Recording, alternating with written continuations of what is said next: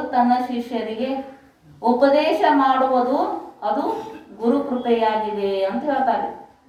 ಶಾಸ್ತ್ರ ಮತ್ತು ತನ್ನ ಅನುಭವದ ಅವರು ಶಾಸ್ತ್ರದೊಳಗೆ ಹೆಂಗೆ ಹೇಳಿರ್ತಾರೋ ಹಂಗೆ ಯಥಾರ್ಥ ಹೇಳ್ಬೇಕ್ರಿ. ಅದನ್ನು ಆ ಶಾಸ್ತ್ರದೊಳಗೆ ಹೆಂಗೆ ಹೇಳಿರ್ತಾರ ಹಂಗೆ ಮತ್ತು ತಮ್ಮ ಅನುಭವ ಇರಬೇಕು. ಅವರು ತಮ್ಮ ಅನುಭವವನ್ನು ಅನುಸಾರವಾಗಿ ಯಥಾರ್ಥವಾಗಿ ಹೇಳ್ಬೇಕ್ರಿ. ಯಥಾರ್ಥವಾಗಿ ಉಪದೇಶ ಮಾಡಿದ್ರು ಅಂದ್ರೆ ಅದು ಏನದ ಅಂದ್ರೆ ಗುರುಕೃಪಾ ಅಂತ ಹೇಳ್ತಾರೆ. ನಮಗೆ ಗುರುಗಳು ಏನು ಮಾಡಾಕತ್ತಾರ ಅಂದ್ರೆ ಯಥಾರ್ಥವಾಗಿ ಅನುಭವ ಪಟ್ಟ ನಮ್ಗೆ ಉಪದೇಶ ಮಾಡಾಕತ್ತಾರ. ಎಲ್ಲ ನಾವು ಕೇಳ್ತೀವ್ರಿ. ಉಪದೇಶ ಮಾಡಾಕತ್ತಾರ ಅಂದ್ರೆ ನಮಗೆ ಎಲ್ಲರಿಗೂ ಏನಾಗ್ಯದ್ರಿ? ಗುರುಕೃಪಾ ಆಗ್ಯದ. ಗುರುಕೃಪಾ ಆಗ್ಯದ. ಇನ್ನೊಂದು ಯಾವ್ದ್ರಿ? ಅಂತಃಕರಣ ಕೃಪಾ ಅಂತ. ಇವು ಮೂರು ಆಗ್ಯದ, ಆಗಬಹುದು. ಆದ್ರೆ ಅಂತಃಕರಣ ಕೃಪಾ ಆಗೋದು ಭಾಳ ಕಠಿಣ ಅದ ರೀ. ನಮ್ಮ ಮನಸ್ಸಿನ ಕೃಪಾ ಆಗಬೇಕಲ್ರಿ, ಅದೇ ಭಾಳ ಕಠಿಣ ಅದ ರೀ. ನಮ್ಮ ಮನಸ್ಸಿನ ಕೃಪಾ. ಅಂತಃಕರಣ ಕೃಪಾ ಅಂದ್ರೆ ಏನು ಅಂತ ಕೇಳಿದ್ರೆ ಶಾಸ್ತ್ರ ಮತ್ತು ಗುರುಗಳು, ಶಾಸ್ತ್ರ ಮತ್ತು ಗುರುಗಳು ಅವ್ರು ಹೆಂಗೆ ಹೇಳ್ತಾರ ಹಂಗ ಹೇಳಿರುವ ಸಾಧನೆ, ಹೇಳಿರುವ ಹಾಗೆ ಸಾಧನಗಳ ಸಂಪಾದನೆ ಮಾಡುವುದು ಅದು ಅಂತಃಕರಣ ಕೃಪೆಯಾಗಿದೆ ಅಂತ ಹೇಳ್ತಾರೆ ನೋಡಿ. ಅಂತಃಕರಣ ಕೃಪೆ ಅಂದ್ರೆ ಶಾಸ್ತ್ರ ಮತ್ತು ಗುರುಗಳು ಹೇಳಿರುವ ಹಾಗೆ ಸಾಧನ ಮಾಡಬೇಕಲ್ರಿ. ಸಾಧನ ಮಾಡಿದ್ರನ ಸಾಧ್ಯ ಮುಟ್ಟಕ್ಕೆ ಬರ್ತದ. ಸಾಧನ ಇರಲಿಲ್ಲ ಅಂದ್ರೆ ಸಾಧ್ಯ ಮುಟ್ಟಕ್ಕೆ ಬರಂಗಿಲ್ರಿ. ಒಂದೊಂದ ಸಾಧನೆಗಳನ್ನ ಮಾಡಬೇಕು. ಅದನ್ನ ಹೇಳ್ಯಾರಲ್ರಿ, ವಿವೇಕ, ವೈರಾಗ್ಯ, ಸಮಾಧಿ, ಷಡ್ ಸಂಪತ್ತಿ, ಮುಮುಕ್ಷುತ್ವ ಅಂತ ಎಲ್ಲ ಹೇಳ್ಯಾರಲ್ರಿ. ಸಾಧನೆಗಳನ್ನ ಬಹಳ ಹೇಳ್ಯಾರ. ಅವೆಲ್ಲ ಸಾಧನೆಗಳನ್ನ ಮಾಡಿದೀವಂದ್ರನ ಸಾಧ್ಯ ಮುಟ್ಟಕ್ಕೆ ಬರ್ತದ್ರಿ. ಸಾಧನೆಗಳನ್ನ ಮಾಡಲಿಲ್ಲ ಅಂದ್ರೆ ಸಾಧ್ಯ ಮುಟ್ಟಕ್ಕೆ ಬರಂಗಿಲ್ಲ. ಈಗೊಂದು ನಾವು ಮ್ಯಾಳಿಗೆ ಏರ್ತೀವಂದ್ರೆ ಒಂದೊಂದು ಕಟ್ಟಿಗಳನ್ನ ಏರ್ಬೇಕಲ್ರಿ. ಮ್ಯಾಲ ಹೋಗ್ಬೇಕಂದ್ರ ಒಮ್ಮೆ ಇಲ್ಲಿದ ಮ್ಯಾಲ ಜಿಗ್ಯಾಕ ಬರಂಗಿಲ್ಲ ನೋಡ್ರಿ. ಒಂದೊಂದು ಕಟ್ಟಿ ಏರಿ ಹೋದಿವಂದ್ರೆ ಮ್ಯಾಳಿಗೆ ಮ್ಯಾಲ ಹೋಗಾಕ ಬರ್ತದೆ. ಹಂಗ ಒಂದೊಂದ ಸಾಧನೆಗಳನ್ನ ಮಾಡ್ಕೋತ ಹೋದಿವಂದ್ರ ಸಾಧ್ಯ ಮುಟ್ಟಾಕ ಬರ್ತದ. ಹಂಗ ಅದು ಸಾಧನೆ ಮಾಡಕ್ಕೆ ಮನಸ್ಸ ಒಪ್ಪಬೇಕಲ್ರಿ. ಅದಕ್ಕೆ ನಾನೊಂದು ನೆನೆದರೆ ತಾನೊಂದು ನೆನೆಯುವುದು ಅಂತ ಹೇಳ್ತಾರ. ಶರಣರೆಲ್ಲ ಅನುಭವ ಮಾಡ್ಯಾರ್ರಿ ಅವರು. ಅದಕ್ಕೆ ನಿಜಗೊಂಡ್ರಿ ಹೇಳಿದ್ರು ನೋಡ್ರಿ, ಮನಸ್ಸನ್ನ ಎರಡು ಪ್ರಕಾರ ನಿಂದ್ರಸಾಕ ಬರ್ತದ. ಹೆಂಗಂದ್ರ ಒಂದು ಬೈದ್ರಿ ಅವ್ರ ಮನವೆಂಬ ಮರ್ಕಟ, ತನು ಎಂಬ ವೃಕ್ಷವ ನೀರಿ, ಇಂದ್ರಿಯಗಳೆಂಬ ಶಾಖೆಗೆ ಹಾರಿ, ವಿಷಯಗಳೆಂಬ ಫಲವನ್ನು ಅನುಭವಿಸುತ್ತಾ ಭವದತ್ತ ಮುಖ ಮಾಡಿದೆ ನೋಡ ಅಂತ ಹೇಳ್ತಾರ್ರಿ. ಹಂಗೂ ಹೇಳಿದ್ರಿ. ಮರ್ಕಟ ಅಂದ್ರು, ಇನ್ನ ಏನೇನೋ ಕರದ್ರಿ. ಸರ್ಪ ಅಂದ್ರು, ಮನಸ್ಸಿಗೆ ಬೈದ್ರಿ. ಬೈದ ಈ ಕಡೆ ಬಾ, ಹಿಂಗ ಹೋಗು ಅಂತ ಹೇಳಿ ಹೇಳ್ತಾರ. ಮನಸ್ಸಿಗೆ ಬೋಧನಾ ಮಾಡ್ತಾರ. ಇನ್ನೊಂದು ತರ ಅಂದ್ರೆ ಬೈದ ಮನಸ್ಸಿಗೆ ಬೋಧನೆ ಮಾಡಾಕು ಬರ್ತದ, ನಿಂದ್ರಸಾಕು ಬರ್ತದ. ಇನ್ನೊಂದು ತರ ಹೆಂಗಂದ್ರ ಇನ್ನೊಂದು ತರ ಹೇಳ್ತಾರಲ್ರಿ. ನಿಜಗುಂಡ್ರು ಹೇಳಿದ್ರು ನೋಡ್ರಿ, ಸಮಾಧಾನ್ಲಿ ಹೋಗಿಲೆ, ಮುದ್ದಕ್ಕೆ ಹೋಗಿಲೆ, ಧ್ಯಾನಕ್ಕೆ ಹೋಗಿಲೆ ಅಂತ ಅಲ್ಲಿ ಎಷ್ಟು ಅದಕ್ಕೆ ಮನಸ್ಸಿಗೆ ಹೇಳಿದ್ರು. ಕೋಗಿಲೆ ಅಂತ ಕರೆದ್ರು. ಯಾಕಂದ್ರ ನೀ ಆ ಕಡೆ ಹೋಗ್ಬೇಡ, ನಿಂದು ಏನದ ಅದನ್ನ ಮಾಡು. ಹುಡುಗರು ಅಳಾಕತ್ತಿದ್ರು ಅಂದ್ರ ಒಂದು ಬಡದರ ಸುಮ್ಕೊಂಡಿಸ್ತಾರಿ, ಇಲ್ಲಾಂದ್ರ ಸಮಾಧಾನ ಹೇಳ್ತಾರ, ಪ್ರೀತಿ ಮಾಡಿ ಹೇಳ್ತಾರ, ಹುಡುಗರಿಗೆ ಸುಮ್ಕೊಂಡಿಸ್ತಾರ. ಹಂಗ ಮನಸ್ಸಿಗೆ ಮಹಾತ್ಮರು ನಮಗೆ ಏನು ಕಲಿಸಿಕೊಡಕತ್ತಾರ ಅಂದ್ರ, ನೀ ಸಾಧನ ಮಾಡಬೇಕಾಗಿತ್ತಂದ್ರ ಮನಸ್ಸು ಅದನ್ನ ನಿಂದ್ರಿಸ್ಬೇಕಾಗಿತ್ತಂದ್ರ ಏನು ಮಾಡಂತಂದ್ರು, ಬೈದರೆ ಅದನ್ನ ಇದಕ್ಕೆ ಹಚ್ಚು, ಇಲ್ಲ ಅದನ್ನ ಹೊಗಳೇರೆ ಹಚ್ಚು. ಅಂದ್ರ ಪ್ರೀತಿ ಮಾಡ್ರಿ, ಹಿಂಗ ಬಾ ಈ ಕಡೆ ಬಾ ಅಂತೇಳಿ ಹುಡುಗರ್ನ ಹೆಂಗೆ ರಂಗಿಸ್ತಾರಲ್ಲ ಹಂಗ ಮಾಡು ಅಂತ ಹೇಳ್ತಾರೆ. ಅದಕ್ಕೆ ಇದು ಯಾವಾಗ ಇದು ಆಗ್ತದಂದ್ರ ಅದನ್ನ ನಾಮದಿಂದ ಕಟ್ಟಬೇಕಲ್ರಿ. ಭಗವಂತನ ನಾಮದಿಂದ ಕಟ್ಟಿದೀವಂದ್ರೆ ಅದು ಎಲ್ಲಿ ಹೋಗಂಗಿಲ್ಲ. ಬಸವಣ್ಣನವ್ರದ್ದು ಎಲ್ಲ ಹೇಳ್ಕೊಂಡ್ ಬಂದಾರ್ರಿ. ವಿಷಯ ಎಂಬ ಹೊಸರವನ್ನ ಮುಂದೆ ತಂದ ಪಸರಿಸಿದೆಯ ಪಸುವೇನು ಬಲ್ಲದು ಹಸುರೆಂದು ಎಳಸುವುದು, ಅದೆಲ್ಲ ಹೇಳ್ಕೊತ ಬಂದಾರ್ರಿ. ಮನಸ್ಸಿನ ಬಗ್ಗೆ ಭಾಳ ಹೇಳ್ಯಾರ. ಹಂಗ ಇದನ್ನ ಏನ್ ಮಾಡ್ಬೇಕು ಅಂತ ಕೇಳಿದ್ರೆ ನಮ್ಮ ಅಂತಃಕರಣ ಕೃಪೆ, ನಮಗ ಅಂತಃಕರಣ ಕೃಪೆ ಆಗಬೇಕಾಗಿತ್ತು ಅಂದ್ರ ಏನ್ ಹೇಳಿದ್ರಿ, ಇದ್ರೊಳಗ ಸಾಧನಗಳ ಸಂಪಾದನೆ ಮಾಡ್ಬೇಕ್ರಿ. ಸಾಧನ ಮಾಡ್ಬೇಕು. ಸಾಧನೆ ಮಾಡಿದೀವಂದ್ರ ಅದಕ್ಕ ಅದು ಅಂತಃಕರಣ ಕೃಪೆಯಾಗಿದೆ ಅಂತ ಹೇಳ್ತಾರೆ. ಅವಾಗ ಅದು ಗೊತ್ತು ಅಂದ್ರೆ ಮನಸ್ಸ ಅಂತಃಕರಣ ಕೃಪೆ ಆಗ, ಇಲ್ಲಂದ್ರೆ ಇಲ್ಲ. ಈ ವಿಚಾರದಿಂದ ಏನಾಗುವುದು ಅಂತ ಹೇಳ್ತಾರೆ. ಈ ವಿಚಾರದಿಂದ ಏನಾಗ್ತದೆ, ಹಿಂಗೆ ಇಷ್ಟೆಲ್ಲ ಮಾಡಿದ್ವಿ ಕರೆ ನೀವು ಇಷ್ಟೆಲ್ಲ ಹೇಳಿದ್ರಿ, ಈ ವಿಚಾರದಿಂದ ಒಂದು ಸ್ವಲ್ಪ ಏನಾರೇ ಫಲ ಸಿಗ್ತದ ಇಲ್ಲೋ, ಫಲ ಏನು, ಅದಕ್ಕೆ ಏನು ಕಾರಣ, ಏನಾಗ್ತದ, ಹಿಂಗೆಲ್ಲ ಮಾಡ್ಕೋತ ಹೋದ್ವಿ ಸಾಧನ ಮಾಡಿದ್ವಿ ಅಂದ್ರೆ ಏನಾಗ್ತದ, ಈ ವಿಚಾರದಿಂದ, ಈ ವಿಚಾರದ ಫಲ, ಈ ವಿಚಾರದಿಂದ ಮತ್ತೇನಾಗ್ತದ್ರಿ, ದೃಢ ಅಪರೋಕ್ಷ ಬ್ರಹ್ಮಜ್ಞಾನ ಉಂಟಾಗುತ್ತದೆ ಅಂತ ಹೇಳ್ತಾರೆ. ಇಷ್ಟೆಲ್ಲ ಮಾಡಿದ ಬಳಕ ಏನಾಗ್ತದ್ರಿ, ದೃಢ ಅಪರೋಕ್ಷ ಬ್ರಹ್ಮಜ್ಞಾನ, ದೃಢ ಅಪರೋಕ್ಷ ಬ್ರಹ್ಮಜ್ಞಾನ ಆಗ್ತದ್ರಿ. ಅದೃಢ ಅಪರೋಕ್ಷ ಬ್ರಹ್ಮಜ್ಞಾನ ಅದು ಅದೃಢ ಹೇಳ್ಯಾರಿ, ಅಲ್ಲಿ ಏನಾಗ್ತದಂತ ಅದೃಢ ಅಪರೋಕ್ಷದ ಬ್ರಹ್ಮಜ್ಞಾನದ ಫಲನು ಹೇಳ್ಯಾರ ನೋಡ್ರಿ. ಏನಾಗ್ತದ್ರಿ, ಅದೃಢ ಅಪರೋಕ್ಷ ಬ್ರಹ್ಮಜ್ಞಾನದ ಫಲ ರೀ ಉತ್ತಮ ಲೋಕದ ಪ್ರಾಪ್ತಿ ಆಗ್ತದ್ರಿ. ಅದೃಢ ಅಪರೋಕ್ಷ ಬ್ರಹ್ಮಜ್ಞಾನದ ಫಲ ಉತ್ತಮ ಲೋಕದ ಪ್ರಾಪ್ತಿ ಮತ್ತು ಪವಿತ್ರ ಶ್ರೀಮಂತರ ಮನೆಯೊಳಗ ಭೋಗದ ಇಚ್ಛಾ ಇತ್ತು ಅಂದ್ರೆ ಅಷ್ಟೇ ಪವಿತ್ರ ಶ್ರೀಮಂತರ ಮನೆಯೊಳಗ ಹುಡ್ತಾರ್ರಿ. ಮತ್ತ ಈ ಮನಸ್ಸಿನಲ್ಲಿ ಭೋಗದ ಇಚ್ಛಾ ಇರ್ಲಿಲ್ಲ ಅಂದ್ರ ಜ್ಞಾನಿ ಪುರುಷರ ಕುಲದಲ್ಲಿ ಜನ್ಮವಾಗುತ್ತದ ಅಂತ ಹೇಳಿದ್ರು. ಇಲ್ಲಿ ಈ ವಿಚಾರದಿಂದ ಏನಾಗುತ್ತದ ಅಂತ ಕೇಳಿದ್ರ, ಈ ವಿಚಾರದಿಂದ ದೃಢ ಅಪರೋಕ್ಷ ಬ್ರಹ್ಮಜ್ಞಾನವಾಗುವುದು, ಉಂಟಾಗುವುದು ಅಂತ ಹೇಳ್ತಾರೆ. ದೃಢ ಆಗಬೇಕಂದ್ರೆ ಇಷ್ಟೆಲ್ಲ ಇವೆಲ್ಲ ಹೇಳ್ಕೊತ ಬಂದ್ರು. ಈ ವಿಚಾರವು ಪೂರ್ಣವಾಗುವುದು ಯಾವಾಗ, ಈ ವಿಚಾರ ಹಿಂಗದ ಕರೆ ಇದು ಪೂರ್ಣ ಆಗುದು ಯಾವಾಗ, ಒಂದು ಅವಧಿ ಅಂತ ಇರ್ತದೆ, ಇಷ್ಟೇ ಆಗ್ಬೇಕಂತ ಒಂದು ಅವಧಿ ಇರ್ತದೆ. ಅದು ಪೂರ್ಣ ಒಂದು ಅವಧಿ ಯಾವಾಗ ಆಗ್ತದ ಅಂತ ಕೇಳಿದ್ರ ವಿಚಾರದ ಅವಧಿ. ಈ ವಿಚಾರವು ದೃಢ ಪರೋಕ್ಷ ಬ್ರಹ್ಮಜ್ಞಾನ ಉಂಟಾದಾಗ ಪೂರ್ಣವಾಗುತ್ತದೆ ಅಂತ ಹೇಳಿದ್ರು. ಯಾವಾಗ ಪೂರ್ಣ ಆಗುತ್ತಂದ್ರೆ ಮುಗೀತು. ನಾನು ದೇಹ ಅನ್ನೋದು ಯಾವಾಗ ಅಜ್ಞಾನ ಕಾಲ ನಾ ದೇಹ ಅದನು ಅಂತ ಏನು ಇರ್ತದಲ್ರಿ, ದೃಢಜ್ಞಾನ ಇರ್ತದಲ್ಲ, ನಾ ಯಾರು ದೇಹ ಅದನು ಅಂತ ಏನು ದೃಢಜ್ಞಾನ ಇರ್ತದಲ್ರಿ, ಅದನ್ನ ಬಾಧಿಸಿ ದೇಹ ನಾನಲ್ಲ ಅಂತ ಬಾಧಿಸಿ ನಾ ಏನದನ ಆತ್ಮಸ್ವರೂಪ ಬ್ರಹ್ಮಸ್ವರೂಪನ ಐತಿ, ಅಭೇದ ನಂದು ಆತ್ಮಸ್ವರೂಪ ಬ್ರಹ್ಮಸ್ವರೂಪನೇ ನಾ ಇದ್ದೀನಿ ಅಂತ ಏನು ದೃಢಜ್ಞಾನ ಆಗ್ತದಲ್ರಿ, ಒಂದು ಬಾಧಿಸ್ಬೇಕು, ಆಮೇಲೆ ಒಂದು ಸಾಧಕ ಮಾಡಬೇಕು. ಬಾಧಿಸಿ ದೇಹ ನಾನು ಇರುವೆನು ಅಂತ ಅನ್ನೋದು ಇದು ಹೋಗ್ಬೇಕ್ರಿ. ಆಮೇಲೆ ಬ್ರಹ್ಮನೇ ನಾನಿದ್ದೀನಿ ಅಂತೇಳಿ ಬರೋದಕ್ಕೆ ಏನದ ಅಂತ ಕೇಳಿದ್ರೆ ದೃಢ ಅಪರೋಕ್ಷ ಬ್ರಹ್ಮಜ್ಞಾನ ಒಟ್ಟು ದೃಢ ಆಗಬೇಕಲ್ರಿ. ಆ ದೃಢ ಅಪರೋಕ್ಷ ಬ್ರಹ್ಮಜ್ಞಾನ ಆಯಿತು ಅಂದ್ರೆ ಪೂರ್ಣ ಆಯಿತು ಅಂತ ತಿಳ್ಕೊರಿ ಅಂತ. ಅದು ಆಗಬೇಕಲ್ಲ, ಅದೇ ಸಾಧ್ಯ ಅದ. ಅದು ದೃಢ ಅಪರೋಕ್ಷ ಬ್ರಹ್ಮಜ್ಞಾನ ಪೂರ್ಣವಾಗುತ್ತದೆ ಅಂತ ಹೇಳ್ತಾರೆ. ಯಾವುದರ ವಿಚಾರ ಮಾಡಬೇಕು ಅಂತ ಮತ್ತೆ ಹೇಳಿದ್ರಿ ಅವ್ರು. ಇಲ್ರಿ, ವಿಚಾರರೇ ಯಾವ್ದು ಮಾಡಬೇಕು, ವಿಚಾರ ಯಾವ್ದು ಮಾಡಬೇಕು ಅಂತೇಳಿ ಮತ್ತೆ ಕೇಳಿದ್ರಿ. ಯಾವುದರ ವಿಚಾರ ಮಾಡಬೇಕು ಅಂದ್ರೆ ಯಾವುದು ವಿಚಾರ ಮಾಡೋದಿಲ್ಲ. ವಿಚಾರಗಳು ಬಹಳ ಅನೇಕ ಅದಾವ್ರಿ, ಎಷ್ಟೆಷ್ಟೋ ವಿಚಾರ ಅದಾವ್ರಿ. ಆದ್ರೆ ಇಲ್ಲಿ ಯಾವುದು ವಿಚಾರ ಮಾಡಬೇಕು ಅಂತಂದ್ರ ಇಲ್ಲಿ ಹೇಳ್ತಾರೆ, ನಾನು ಯಾರು ಇರುವೆನು, ನಾನು ಯಾರು ಇರುವೆನು, ಇದ್ರೊಳಗ ನಾ ಯಾರದನು, ಶರೀರದೊಳಗ ನಾ ಯಾರು ಅಂತ, ನಾನು ಯಾರು ಇರುವೆನು, ಬ್ರಹ್ಮವದು ಏನಿದೆ ಅಂತ. ಬ್ರಹ್ಮ ಬ್ರಹ್ಮ ಅಂತ ಹೇಳ್ತಿರಲ್ಲ, ಬ್ರಹ್ಮ ಅಂದ್ರೆ ಏನು, ಅದು ಏನದ, ಅದು ಹೆಂಗದ, ಇದ್ರ ವಿಚಾರ ಮಾಡ್ಬೇಕು. ಒಂದು ನಾನು ಯಾರು ಅಂತ ವಿಚಾರ ಮಾಡೋದು. ಈ ಶರೀರದೊಳಗೆ ನಾ ಯಾರದನು, ಇಂದ್ರಿಯಗಳ ನಾನು, ಮನಸ್ಸು ನಾನು, ಬುದ್ಧಿ ನಾನು, ಚಿತ್ತ ನಾನು. ನಾವು ಕೇಳ್ತೀವಲ್ರಿ ಸುಪುತ್ರ ಅಪ್ಪವ್ರಿಗೆ, ಸಿದ್ಧಾರೂಢರು ಅದನ್ನೇ ಒಂದೊಂದು ವರ್ಷ ಅನುಭವ ಪಟ್ಟ ಅದನ್ನ ಅನುಭವಕ್ಕೆ ತಂದಾರಲ್ರಿ ಜ್ಞಾನ. ಇದ್ರೊಳಗೆ ಬುದ್ಧಿನೇ ಇದೆಯೋ ಏನ, ಕಲ್ಲು ಹೊತ್ಕೊಂಬ ಅಂದ್ರು, ಎಡಿ ಬಿದ್ರು, ಆಮೇಲೆ ಅದನ್ನ ಎದರಿಟ್ಟು ನೋಡ್ತಿ ಅಂತ ಹೇಳ್ತಾರೆ. ನಾವೆಲ್ಲ ಕತಿ ಓದಿವ್ರಿ ಅದನ್ನೆಲ್ಲ. ಹಂಗ ಇದ್ರೊಳಗ ನಾನು ಯಾರು ಇರುವೆನು, ಬ್ರಹ್ಮವದು ಏನು, ಬ್ರಹ್ಮ ಅಂದ್ರೆ ಏನು, ಇದ್ರ ವಿಚಾರ, ಇದನ್ನ ಕುರಿತು ವಿಚಾರ ಮಾಡು.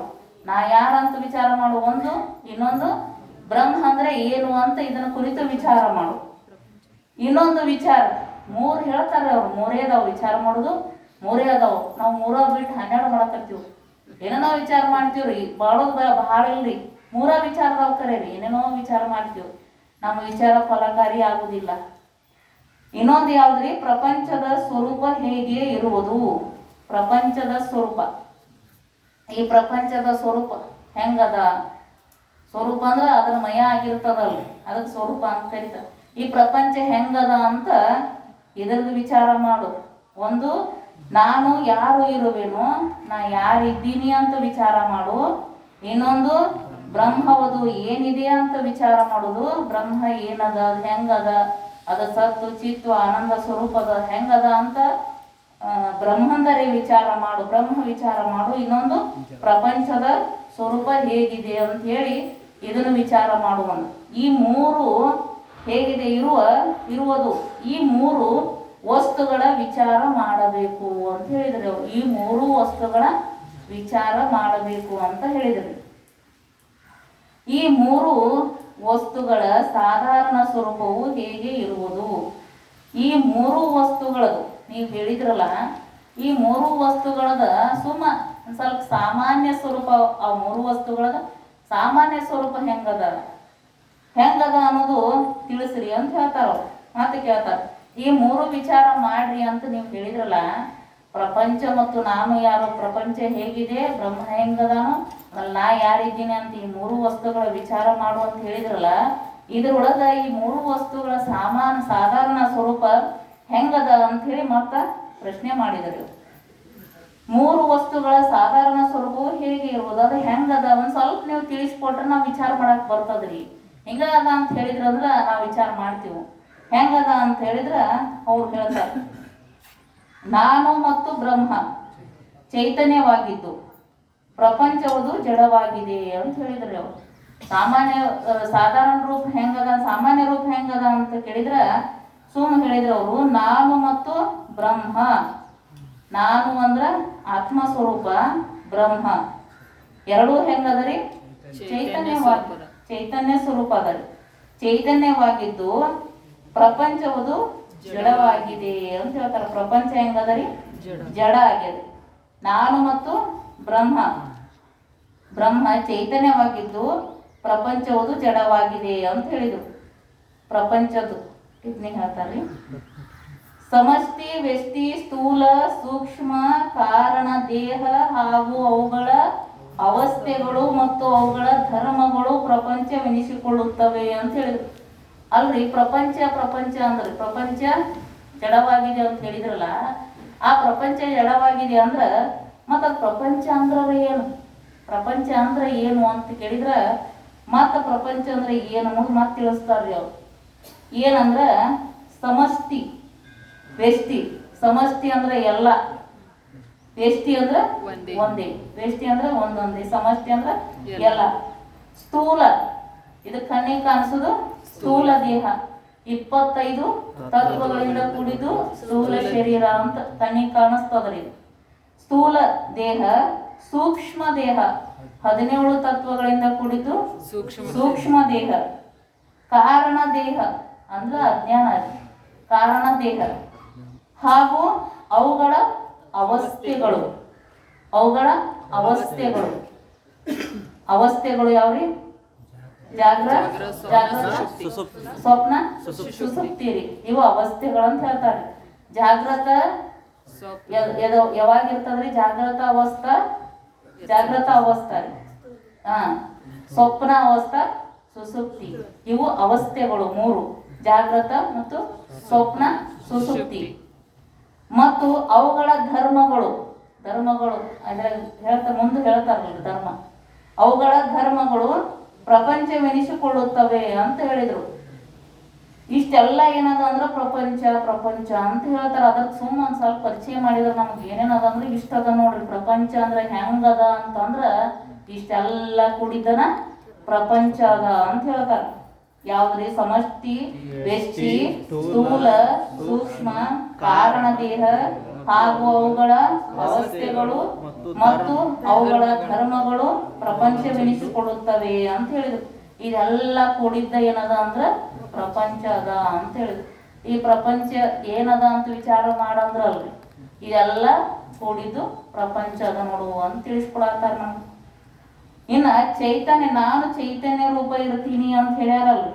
ನಾನು ಚೈತನ್ಯ ರೂಪ ಇರ್ತೀನಿ ಅಂತ ಹೇಳಿದ್ರಲ್ಲ, ಚೈತನ್ಯ ಅಂದ್ರ ಏನನ್ನೋದು ಹೇಳ್ತಾರೆ.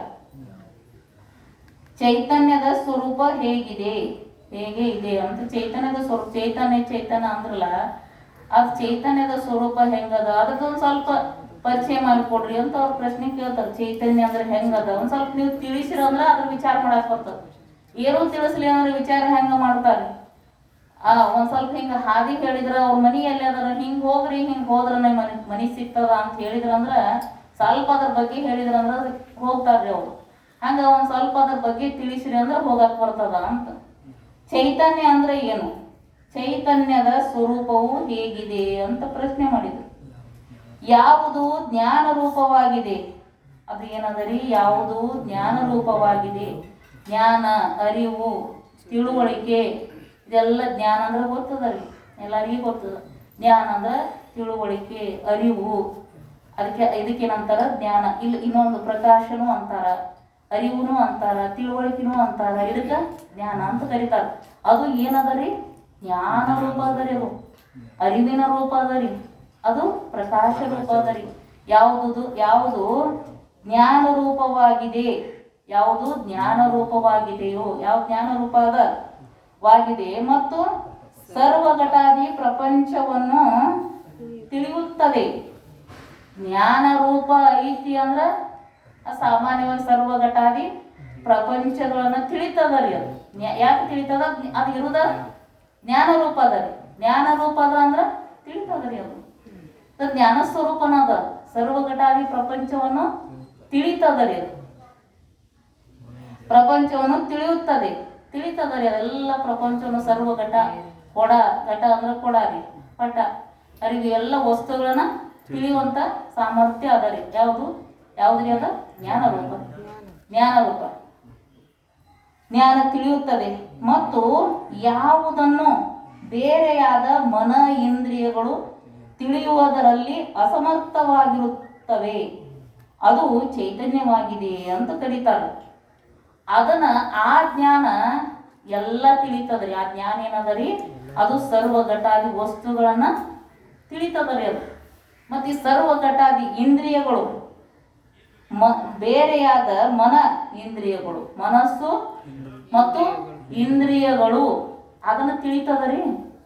ಆ ಜ್ಞಾನ ವಸ್ತುವನ್ನ ತಿಳಿತದನ್ರಿ, ತಿಳಿದಿಲ್ಲ ರೀ, ಅಸಮರ್ಥ ಅದರಿ. ತಿಳಿಯಾಕ ಬರುದಿಲ್ಲ ರೀ. ಇದು ತಿಳಿಯಾಕ ಬರುದಿಲ್ಲ. ಅದು ಒಂದ ತಿಳಿತದ. ಜ್ಞಾನ ಎಲ್ಲ ವಸ್ತುಗಳನ್ನ ಬೆಳಗುತ್ತದ, ತಿಳಿತದ, ಜ್ಞಾನ ಆಗ್ತದ, ಅರಿವದ ರೀ. ಆದ್ರೆ ಈ ಮನ ಇಂದ್ರಿಯಾದಿಗಳು ಅದನ್ನ ತಿಳಿಯಂಗಿಲ್ರಿ. ಅದನ್ನ ತಿಳಿಯಾಕ ಅಸಮರ್ಥ ಅದರಿ, ಶಕ್ತಿ ಇಲ್ಲ. ಇದಕ್ಕೆ ತಿಳಿಯಾಕ ಸಾಧ್ಯ ಇಲ್ಲ, ಅಸಮರ್ಥವಾಗಿರುತ್ತದೆ. ಅದು ಚೈತನ್ಯವಾಗಿದೆ ಅಂತ ಹೇಳಿದರು. ಇದಕ್ಕೇನಂತಾರು ಅಂದ್ರ ಚೈತನ್ಯ ಅಂತ ಕರೀತಾರ. ಪ್ರಪಂಚನೂ ಹೇಳಿದ್ರಿ.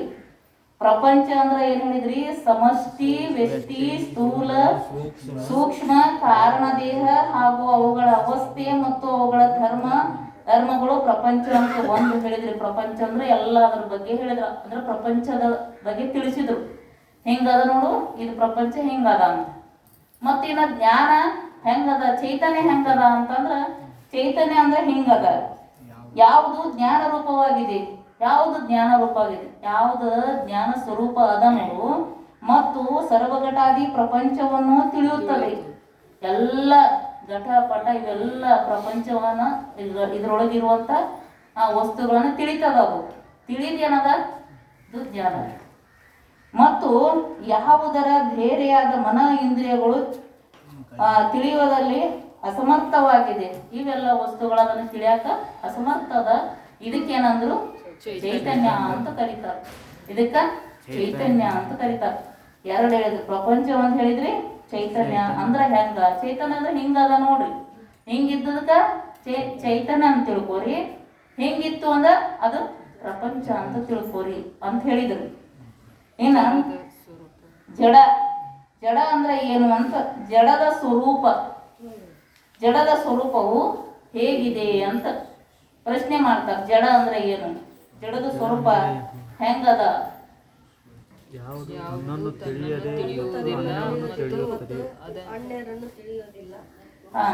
ಜಡದ ಸ್ವರೂಪ ಹೇಗಿದೆ ಅಂತ ಪ್ರಶ್ನೆ ಮಾಡಿದ್ರು. ಜಡ ಅಂದ್ರೆ ಏನು, ಜಡದ ಸ್ವರೂಪ ಹೆಂಗದ, ಈಗ ಎರಡು ಸ್ವರೂಪ ಹೆಂಗದ ಅನ್ನೋದು ಹೇಳಿದ್ರು. ಇನ್ನು ಜಡ ಅಂದ್ರೆ ಹೆಂಗದ ಅಂತ ಹೇಳಿ, ಯಾವುದು ತನ್ನನ್ನು ತಿಳಿಯುವುದಿಲ್ಲ ಮತ್ತು ಅನ್ಯರನ್ನು ತಿಳಿಯುವುದಿಲ್ಲ, ಇಂಥ ಯಾವ ಅಜ್ಞಾನ ಅವುಗಳ ಕಾರ್ಯ ಭೂತ ಭೌತಿಕ ಪದಾರ್ಥಗಳು ಅವು ಜಡವಾಗಿವೆ ಅಂತ ಹೇಳ್ತಾರೆ. ಜಡ ಅಂದ್ರ ಸ್ವ ಇತರ ನೆಪ್ತಿ ಶೂನ್ಯತ್ವಂ ಜಡತ್ವಂ ಅಂತ ಹೇಳ್ತಾರೆ. ಸ್ವ ಅಂದ್ರ ತನ್ನರಿ, ಸ್ವ ಇತರ ಅಂದ್ರ ಬೇರೆ, ಸ್ವ ಇತರ ನೆಪ್ತಿ ಶೂನ್ಯತ್ವಂ ಶೂನ್ಯತ್ವಂ ಜಡತ್ವಂ. ಯಾವುದು ತಿಳಿಯಂಗಿಲ್ಲ, ತಂದು ತನಗ ಜ್ಞಾನ ಇಲ್ಲ, ಇನ್ನೊಂದ್ರದ್ದು ಜ್ಞಾನ ಇಲ್ಲ. ತಂದು ತನದು ಜ್ಞಾನ ಇಲ್ರಿ, ಇನ್ನೊಂದ್ರದ್ದು ಜ್ಞಾನ ಇಲ್ಲ. ಇದಕ್ಕ ಜಡ ಅಂತ ಹೇಳ್ತಾರೆ. ಇಲ್ಲಿ ಹೇಳಿದ್ರು ಯಾವುದು ತನ್ನನ್ನು ತಿಳಿಯುವುದಿಲ್ಲ, ತನ್ನನ್ನು ತಾ ತಿಳಿಯುವುದಿಲ್ಲ ಮತ್ತು ಅನ್ಯರನ್ನು ತಿಳಿಯುವುದಿಲ್ಲ. ಈ ಕುರ್ಚಿ ಆದ್ಮೇಲೆ ಈ ಕುರ್ಚಿ ಅದಾರ, ಇದ್ರ ಮ್ಯಾಲ ಯಾರು ಕುಂತಾರೋ ಅಂತ ಗೊತ್ತಿಲ್ಲ, ನಾ ಯಾರು ಅದನ್ನು ಅಂತ ಗೊತ್ತಿಲ್ರಿ. ಇದಕ್ಕೆ ತಂದು ತಿಳಿಯಂಗಿಲ್ಲ, ಇನ್ನೊಂದ್ರದ್ದು ತಿಳಿಯಂಗಿಲ್ಲ, ಅನ್ಯರನ್ನು ತಿಳಿಯುವುದಿಲ್ಲ. ಇಂಥ ಯಾವ ಅಜ್ಞಾನ ಅವುಗಳ ಕಾರ್ಯ, ಅಜ್ಞಾನದ ಕಾರ್ಯ ಕಾರಣ ಒಂದಲ್ರಿ, ಮೊದಲು ಕಾರ್ಯ ಕಾರಣ ಕಾರ್ಯ ಅಂತ ಮೊದಲು ಹೇಳ್ಯಾರಲ್ರಿ.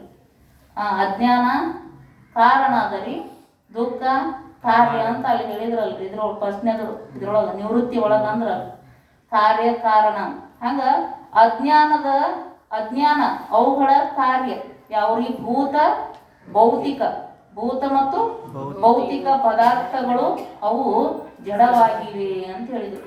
ಇಷ್ಟೇ ಅಲ್ಲ, ಏನಂತ ಕೇಳಿದ್ರ ಅನ್ಯರನ್ನು ತಿಳಿಯುವುದಿಲ್ಲ ಮತ್ತ ಇಂಥ ಯಾವ ಅಜ್ಞಾನ, ಈ ಅಜ್ಞಾನ, ಈ ತಂದು ತನಗ ಜ್ಞಾನ ಇಲ್ಲ, ಇನ್ನೊಂದ್ರದ್ದು ಜ್ಞಾನ ಇಲ್ಲಲ್ಲ, ಇಂಥ ಅಜ್ಞಾನ ಏನದ ಅಂತ ಕೇಳಿದ್ರ ಅವುಗಳ ಕಾರ್ಯ ಅಂತದ್ ಕಾರ್ಯ ಅದರಿ. ಅವು ಹುಟ್ಟಿಸ್ಯಾವ್ರಿ ನೋಡಿ ಅಜ್ಞಾನ. ಇವೆಲ್ಲ ಹುಟ್ಟಿಸಿದ್ ಯಾವ್ಯಾವ ಅಂದ್ರೆ ಕಾರ್ಯಭೂತ, ಅದರಿಂದ ಹುಟ್ಟಿದ ಭೂತ ಭೌತಿಕ ಪದಾರ್ಥಗಳು, ಎಲ್ಲ ಪದಾರ್ಥ ಭೂತ ಮತ್ತು ಭೌತಿಕ ಪದಾರ್ಥ ಇವುಗಳಿಗೆ ಏನಂದ್ರು ಅಂತ ಕೇಳಿದ್ರೆ ಇದಕ್ಕೆ ಏನಂದ್ರು? ಜಡ ಅಂತ ಕರೀತಾರೆ. ಇದು ಜಡವಾಗಿದೆ ಅಂತಂದ್ರು. ಜಡವಾಗಿದೆ. ಇಲ್ಲಿ ನಾನು ತಿಳಿಯುವುದಿಲ್ಲ, ಅಜ್ಞಾನದ ಮೇಲೆ ನಾನು ತಿಳಿಯುವುದಿಲ್ಲ ಎಂಬ ವ್ಯವಹಾರಕ್ಕೆ, ನಾನು ತಿಳಿಯುವುದಿಲ್ಲ ಎಂಬ ವ್ಯವಹಾರಕ್ಕೆ, ತಿಳಿಯುವುದಿಲ್ಲ ಅನ್ನೋದು ವ್ಯವಹಾರ ಅದಲ್ರಿ, ವ್ಯವಹಾರ ಆಗ್ತದಲ್ರ, ವ್ಯವಹಾರಕ್ಕೆ ಕಾರಣವಾಗಿರುವ ಆವರಣ ವಿಕ್ಷೇಪ ಶಕ್ತಿಯುಳ್ಳ ಅನಾದಿ ಭಾವರೂಪವಾದುದು ಅದು ಅಜ್ಞಾನವೆಂಬ ಪದಾರ್ಥವಾಗಿದೆ ಅಂತ ಹೇಳಿದ್ರು. ಅಜ್ಞಾನ ಅಂತಂದ್ರಲ್ಲ, ಈ ಅಜ್ಞಾನ ಅಂದ್ರೆ ಏನು ಅಂತ ಕೇಳಿದ್ರಿ ಅವ್ರು. ಅಜ್ಞಾನ ಅಂತ ಹೇಳ್ಬಿಟ್ರಿ ಅವರು. ಅಲ್ಲಿ ಟಿಪ್ಪಣಿ ಕೊಟ್ಟು ಅವ್ರು ಹೇಳಿದ್ರು ಅಜ್ಞಾನ ಅಂದ್ರೆ ಏನು?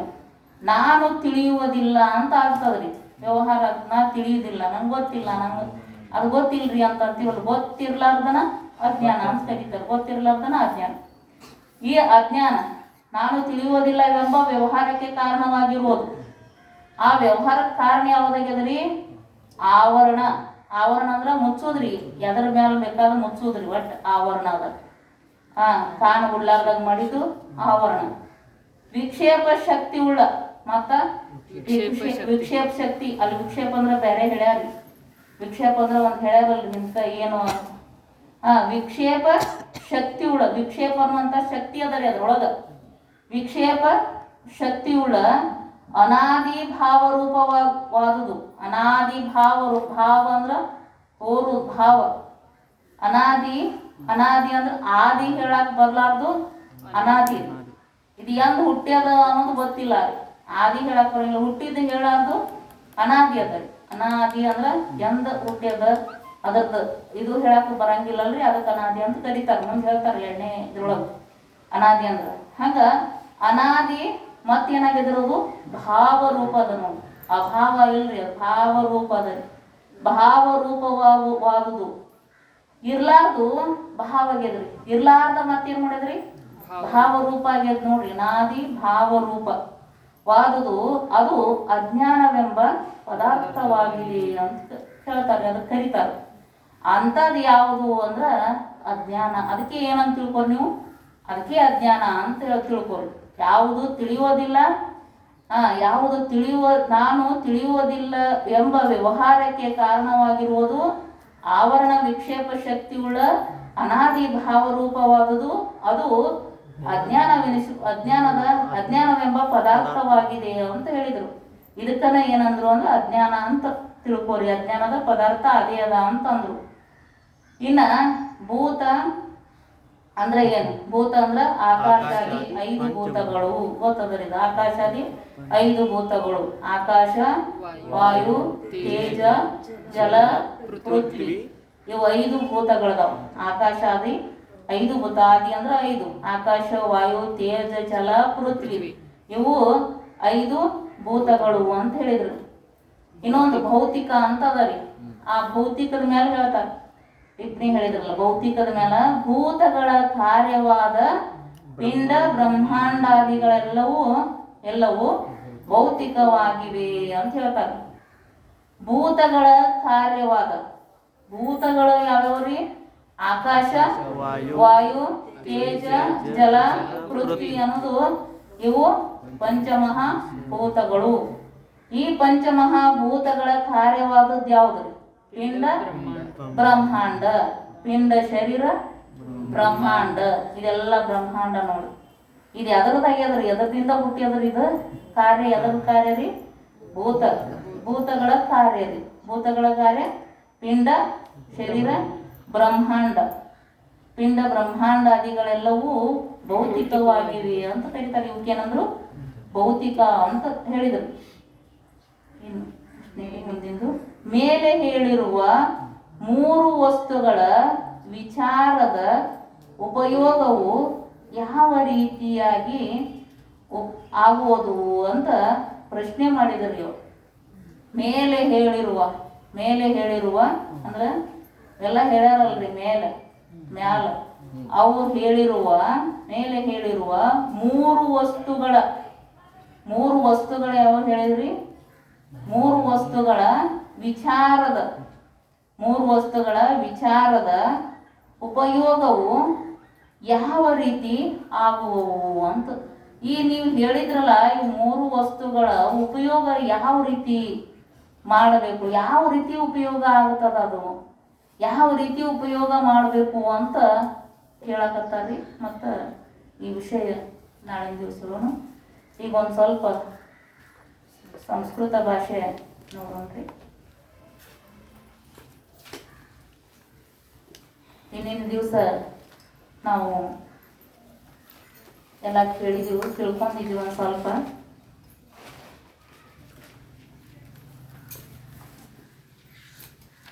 ಕಿಮ್ ಅಂದ್ರ ಏನು, ಕುತ್ರ ಅಂದ್ರ ಎಲ್ಲಿ, ಕತಿ ಅಂದ್ರ ಎಷ್ಟು, ಕದ ಅಂದ್ರ ಯಾವಾಗ, ಕುತಃ ಅಂದ್ರ ಎಲ್ಲಿಂದ, ಕಥಂ ಅಂದ್ರ ಹೇಗೆ, ಕಿಮರ್ಥಂ ಅಂದ್ರ ಏಕೆ ಅಂತ ನಾವು ಹೇಳಿದ್ವಿ.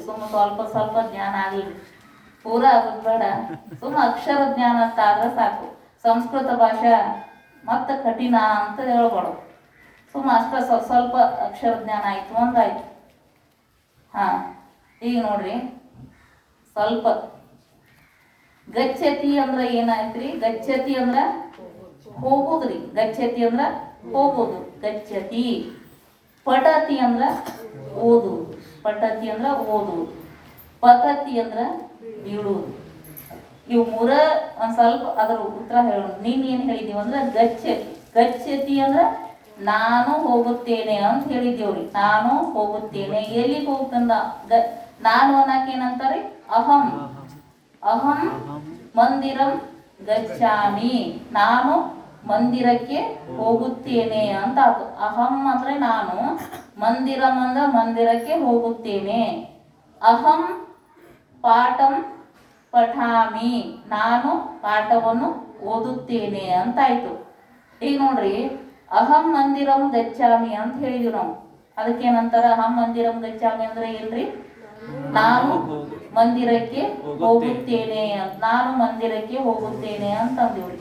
ಈಗ ನೋಡ್ರಿ, ನಾನು ಮಂದಿರಕ್ಕೆ ಹೋಗುತ್ತೇನೆ, ಇನ್ನೊಬ್ರು ಯಾರು ಹೋಗ್ತಾರಲ್ರಿ, ನಾವಷ್ಟೇ ಹೋಗಂಗಿಲ್ಲ, ಇನ್ನೊಬ್ರು ಹೋಗ್ತಾರ ಅಂತ ಹೇಳ್ಬೇಕಂದ್ರ ಸಂಸ್ಕೃತದೊಳಗೆ ಹೆಂಗ್ ಹೇಳ್ಬೇಕು?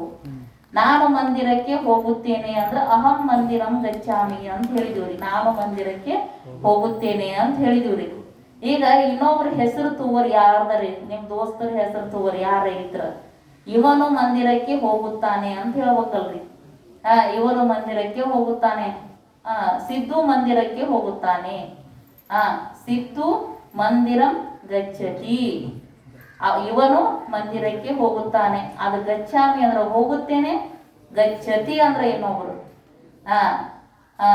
ಸಹ ಮಂದಿರಂ ಗಚ್ಚತಿ, ಅವನು ಮಂದಿರಕ್ಕೆ ಹೋಗುತ್ತಾನೆ. ರಾಮಃ ಮಂದಿರಂ ಗಚ್ಚತಿ, ರಾಮನು ಮಂದಿರಕ್ಕೆ ಹೋಗುತ್ತಾನೆ. ರಾಮನು ಪುಸ್ತಕವನ್ನು ಓದುತ್ತಾನೆ. ಸುಮ್ಮನೆ ಕೇಳಿ ನೋಡ್ರಿ, ರಾಮನು ಪುಸ್ತಕವನ್ನು ಓದುತ್ತಾನೆ ಅನ್ನಕ್ಕೇನಂತಾರ್ರಿ? ರಾಮಃ ಪುಸ್ತಕಂ ಪಠತಿ. ನೋಡ್ರಿ, ಸಂಸ್ಕೃತ ಬಂದಂಗೆ. ರಾಮಃ ಪುಸ್ತಕಂ ಪಠತಿ, ರಾಮನು ಪುಸ್ತಕವನ್ನು ಓದುತ್ತಾನೆ. ಕೃಷ್ಣನು ಊಟವನ್ನು ಮಾಡುತ್ತಾನೆ. ಕೃಷ್ಣನು ಊಟವನ್ನು ಮಾಡುತ್ತಾನೆ. ನಾನು ನಿನ್ ಹೇಳಿನಲ್ರಿ, ಮಾಡುದು ಕರೋತಿ ಕರೋಮಿ ಅಂತ ಬರ್ತದೆ. ಈಗ ಕೃಷ್ಣ ಭೋಜನಂ ಕರೋತಿ, ಕೃಷ್ಣನು ಊಟವನ್ನು ಮಾಡುತ್ತಾನೆ. ಈಗ ನಾನು ಊಟವನ್ನು ಮಾಡುತ್ತೇನೆ.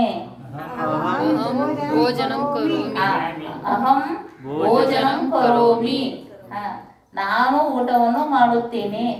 ನಾನು ನಿದ್ದೆಯನ್ನು ಮಾಡುತ್ತೇನೆ. ಅಹಂ ನಿದ್ರಾಂ ಕರೋಮಿ, ನಾನು ನಿದ್ದೆ ಮಾಡುತ್ತೇನೆ. ನಿದ್ದೆ ಅನ್ನಕ ನಿದ್ರಾಂ, ಕರೋಮಿ ಅಂದ್ರೆ ಮುಗಿತು, ಕರೋಮಿ. ಶೃಣೋಮಿ ಅಂದ್ರೆ ಕೇಳುವುದು, ಶೃಣೋಮಿ. ನಾನು ಪ್ರವಚನವನ್ನು ಕೇಳುತ್ತೇನೆ. ಅಹಂ ಪ್ರವಚನಂ ಶೃಣೋಮಿ, ನಾನು ಪ್ರವಚನವನ್ನು ಕೇಳುತ್ತೇನೆ. ನಾನು ಕಥೆಯನ್ನು ಕೇಳುತ್ತೇನೆ. ಅಹಂ ಕಥಾಂ ಶೃಣೋಮಿ, ನಾನು ಶ್ಲೋಕವನ್ನು ಹೇಳುತ್ತೇನೆ.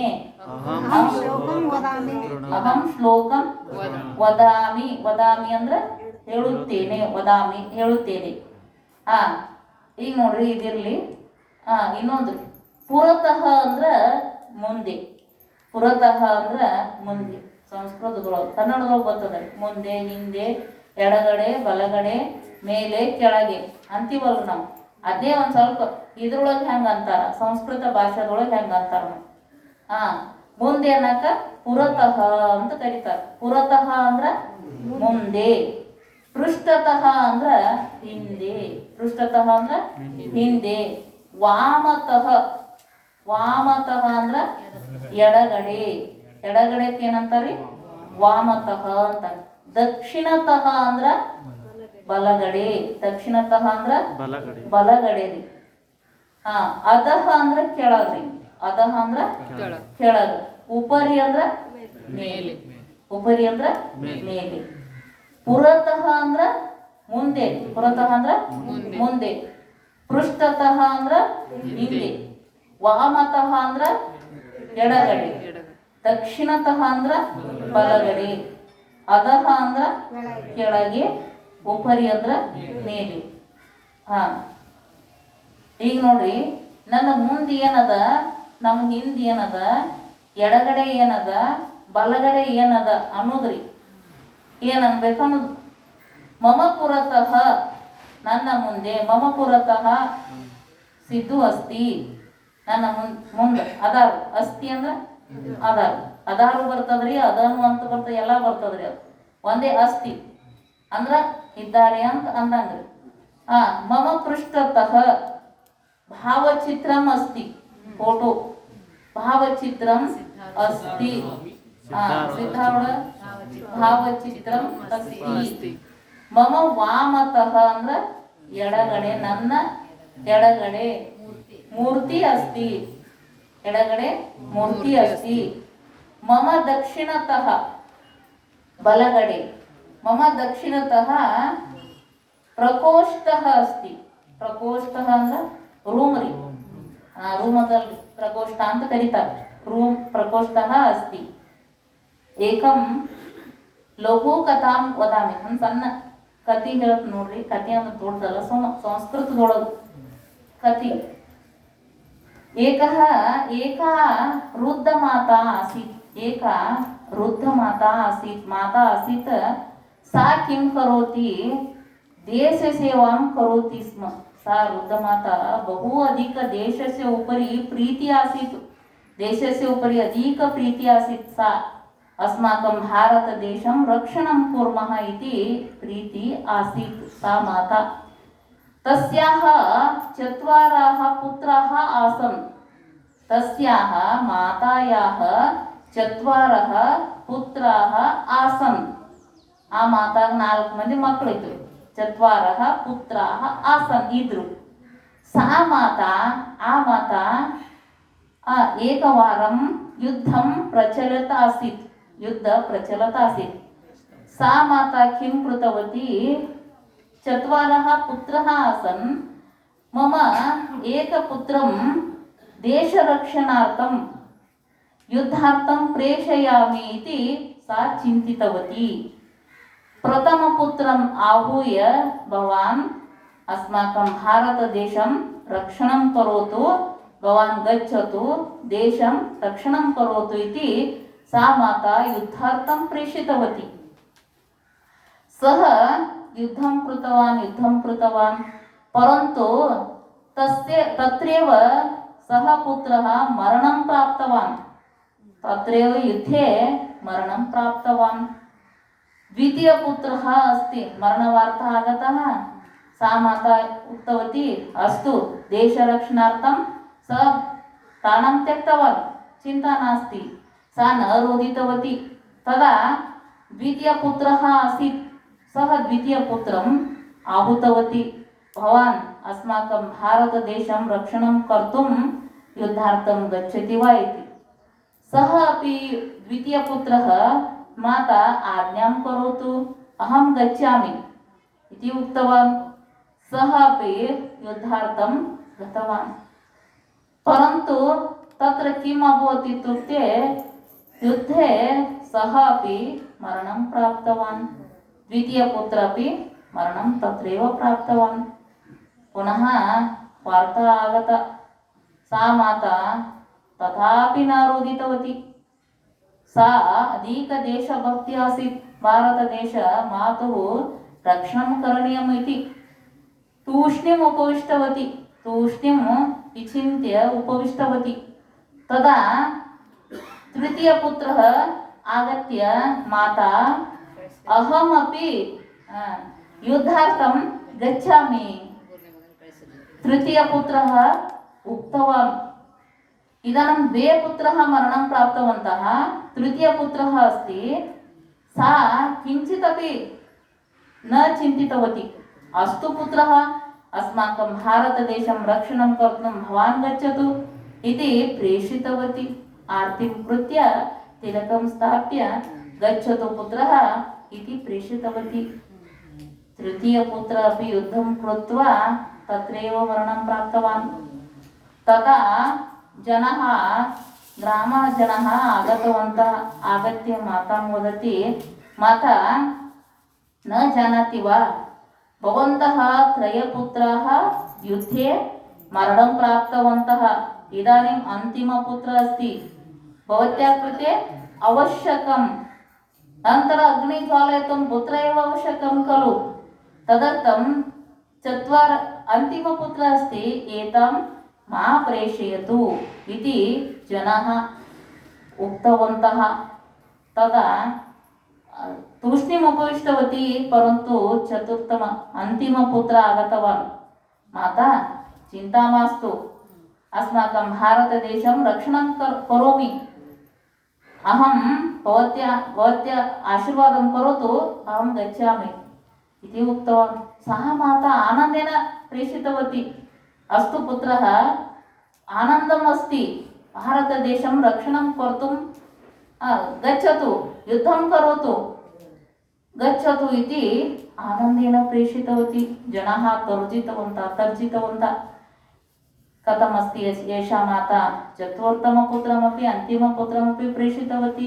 कियत् भारतदेश रक्षणं कर्तुं कियत् अस्ति देशभक्ति इति जनाः उक्तवन्तः परन्तु सः अपि तत्र गत्वा बहु युद्धं कृतवान् सर्वान् नाशं कृतवान् बहुजनान् नाशं कृतवान् कृत्वा युद्धं कृत्वा नन्तर सः अपि अन्तिमपुत्र चतुर्थमपुत्र अपि तत्रैव मरणं प्राप्तवान् युद्धे मरणं प्राप्तवान् तदा वार्ता आगता सा माता बहु रोदितवती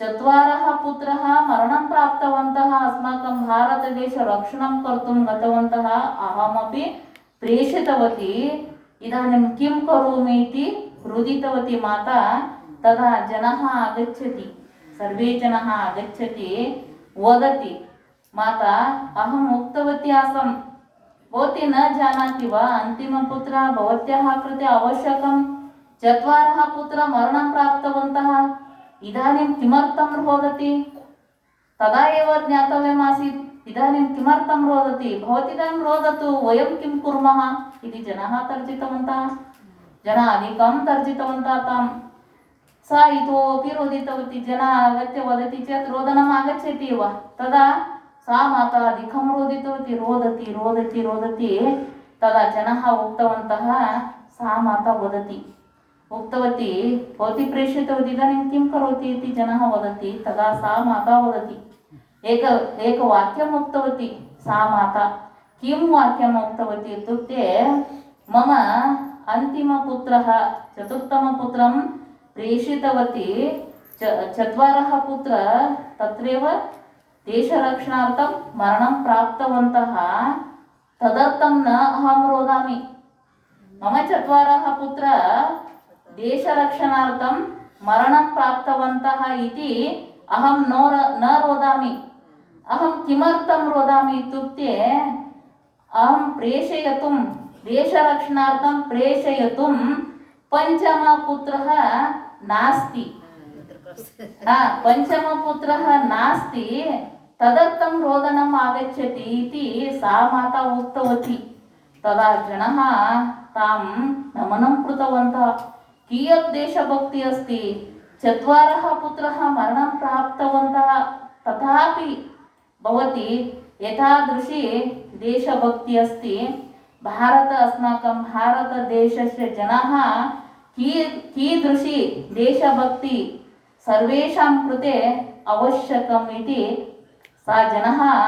ते जनाः ताम् उक्त्वा नमनं कृत्वा गतवन्तः अर्थम् अभवत् वा न अभवत् न जानामि किञ्चित् अर्थं भवति किमर्थम् इत्युक्ते संस्कृतभाषा देवभाषा अस्ति तदर्थं किञ्चित् ज्ञानं भवति अस्तु ಸ್ವಹ ಕನ್ನಡದಾಗ ಹೇಳ್ಬಿಡ್ರಿ ಬಿಡ ಪದಾರ್ಥ ಕೆಲವರು ಗೊತ್ತಾಗಲ್ಲ ಒಬ್ಬಾಕಿ ಮಾತಾ ಆಕಿಗೆ 4 ಮಂದಿ ಮಕ್ಕಳಿದ್ದರಿ ಅವರು ಆಕಿ ಏನು ಮಾಡಿಲ್ಲ ಅಂದ್ರೆ ಒಂದು ಯುದ್ಧ ನಡೆದಾಗ ದೇಶಭಕ್ತಿ ಭಾಳ ಇತ್ತು ಅಲ್ಲಿ ಯುದ್ಧದೊಳಗೆ ಹೋಗು ಅಂಥೇಳಿ ಒಂದೇ ಮಗನ ಕಳಿಸಿದ್ರು ಕೊನೆ ಮಗ ಏನು ಮಾಡಿದ ಅಂದ್ರೆ ಅಲ್ಲಿ ಯುದ್ಧ ಮಾಡಿದ ದೇಶ ರಕ್ಷಣಕ್ಕಾಗಿ ಯುದ್ಧ ಮಾಡಿ ಒಬ್ಬ ಮಗ ಅಲ್ಲೇ ಯುದ್ಧದೊಳಗೆ ಹೋಗ್ಬಿಟ್ಟ ಮರಣ ಹೊಂದಿದ ಆಮೇಲೆ ಎರಡನೇ ಮಗನೂ ಕಳಿಸಿದ್ರಿ ಆ ಎರಡನೇ ಮಗನು ಏನಾದಂದ್ರೆ ಯುದ್ಧ ಮಾಡಿ ದೇಶ ರಕ್ಷಣಾ ಮಾಡ್ಬೇಕಂತೇಳಿ ಹೋರಾಡಿ ಅಲ್ಲೇ ಅವನು ಮರಣ ಹೊಂದಿದ ಮೂರನೇ ಮಗ ಅವನು ನಾ ಹೋಗ್ತನು ಅಂತ ಹೋಗಿ ಕೇಳಿದ ಅವಾಗ ನಿಂದ ಇಚ್ಛೆ ಇತ್ತು ಅಂದ್ರೆ ಇಬ್ಬರು ಸತ್ತಾರ ಅಂದ್ರೆ ನಿನ್ ಧೈರ್ಯ ಇತ್ತು ಅಂದ್ರೆ ಯುದ್ಧ ಮಾಡ್ತಾನಂತ ನಮ್ಮ ದೇಶ ಉಳಿಸ್ಬೇಕಂತ ನೀ ಹೋಗ್ತಿ ಅಂದ್ರೆ ಹೋಗಪ್ಪ ಅಂಥೇಳಿ ಮೂರನೇ ಮಗನೂ ಕಳಿಸಿದ್ರು ಆಮೇಲೆ ಮೂರನೇ ಮಗನ ಕಳಿಸಿದ ಕೂಡಲೇ ಅವನು ಅಲ್ಲಿ ಮರಣ ಹೊಂದಿದ ಆಮೇಲೆ ಒಬ್ಬನೇ ಮಗ ಉಳಿದಿದ್ದು ಆ ಒಬ್ಬನೇ ಮಗ ಊರಾನ ಮಂದಿ ಎಲ್ಲ ಬಂದು ಕೇಳಿದ್ರಕಿ ಎಷ್ಟು ದೇಶಭಕ್ತಿ ಅದ ನಿನ್ನ 3 ಮಂದಿ ಮಕ್ಕಳು ಸತ್ರು ಮತ್ತು ದೇಶ ಉಳಿಸ್ಬೇಕು ನಮ್ಮ ಭಾರತ ದೇಶದ ರಕ್ಷಣಾ ಮಾಡಬೇಕು ಅಂತೇಳಿ ಎಷ್ಟು ನಿನಗ ಆಸೆ ಅದ ಆದ್ರೂ 3 ಮಂದಿ ಮಕ್ಕಳು ಸತ್ರು ಆದ್ರೆ 4ನೇದವ ಲಾಸ್ಟ್ ನಿನಗ ಬೆಂಕಿ ಹಚ್ಚಾಕ ಬೇಕಲ್ಲ ಇವನು ಇಟ್ಕೋ ಅಂದ್ರಿ ಅವ್ರು ಬೈದ್ರಿ ಎಲ್ಲಾರು ಅವಾಗ ಅಕ್ಕಿ ಏನು ಮಾಡಿದ್ಲು ಅಂದ್ರೆ ಆಯ್ತು ಒಂದು ಇದ್ಲು ಅವ್ನು 4ನೇ ಮಗನ ಬಂದು ನಮಸ್ಕಾರ ಮಾಡಿ ಹೇಳಿದ ನೀ ಏನು ಚಿಂತೆ ಮಾಡಬೇಡವಾ ನಾ ಸತ್ರು ಏನು ಮಾಡ್ತಾನ ಅಂದ್ರೆ ನಮ್ಮ ದೇಶಕ್ಕಾಗಿ ಪ್ರಾಣ ಕೊಡ್ತನೋ, ಅದಕ್ಕೆ ನಾ ಹೋಗ್ತನೋ ಅಂತ 4ನೇ ಮಗನೂ ಹೋದ್ರಿ. ಅಲ್ಲಿ ಹೋಗಿ ಏನಾಯ್ತಂದ್ರೆ ಅವನು ಯುದ್ಧ ಮಾಡಿ ಮರಣ ಹೊಂದಿದ. ಅವಾಗ ಭಾಳ ಅಳಾಕತ್ತಿದ್ರು, ಹತ್ತಳು ಭಾಳ ಹತ್ಲು. ಅವಾಗ ಜನ ಎಲ್ಲ ಬಂದು ಹೇಳ್ತಾರೆ, ಇಲ್ಲ ನಾವು ಮೊದಲೇ ಹೇಳಿದ್ದೀವಿ 4ನೇದವನರೇ ಮಗನ ಇಟ್ಕೋರಿ ಅಂತ ನಾ ಹೇಳಿದ್ಯಾ, ನೀ ಅವನು ಕಳಿಸಿಬಿಟ್ಟು ಅಂಥದ್ದು ನಿನ್ನ ದೇಶಭಕ್ತಿ ಅಂತಂದ್ರು. ಆಕೆ ಈಗ ಅಳತ್ತೀಯನ ಅವಳು ಅಂತ ಭಾಳ ಅಳಾಕತ್ತಿದ್ರು ಭಾಳ ಹತ್ತಳು. ಅವಾಗ ಎಲ್ಲರೂ ಬೈಯಾಕತ್ತಿರು. ಆಕೆ ಅಂದ್ಲು, ಎಷ್ಟು ದೇಶಭಕ್ತಿ ಇರ್ಬೇಕಂದ್ರೆ ಆಕೆ ಏನಂದ್ಲಂದ್ರೆ, ನಂಗೆ 4ನೇ ಮಗ 4 ಮಂದಿ ಮಕ್ಕಳು ಸತ್ತಾರತ್ತ ನಾ ಅಳಾಕತ್ತಿಲ್ಲ. ನಾ ಎದಕ್ಕೆ ಅಳಾಕತ್ತೀನಿ ಅಂದ್ರೆ ಈ ದೇಶ ರಕ್ಷಣೆ ಮಾಡಕ್ಕೆ 5ನೇದವ ಮಗ ಇಲ್ಲಲ್ಲ ಕಳ್ಸಕ್ಕ ಅಂತ ಹೇಳಿ ನಾ ಅಳಾಕತ್ತೀನಿ ಅಂತ ಹೇಳಿದ್ವಿ. ಇದನ್ನ ಮತ್ತು ಸಂಸ್ಕೃತ ಪಾಠ ಮತ್ತು ವಿಚಾರ ಚಂದ್ರೋದಯ ನಾಳೆ ದಿವಸ ನೋಡೋಣ ಅಂತ ಹೇಳ್ತಾ ನನ್ನಡತದ ನೋಡಿ ಸುಕ್ರನಾಥನ ದೇವರಿಗೆ ಹರಿಸಿ ಮುಕ್ತ ಮಾಡ್ತೇನೆ. ಓಂ ತತ್ಸತ್. पूर्णमिदं पूर्णात् पूर्णमुदच्यते पूर्णस्य पूर्णमादाय पूर्णमेवावशिष्यते. ॐ शान्ति शान्ति शान्तिः.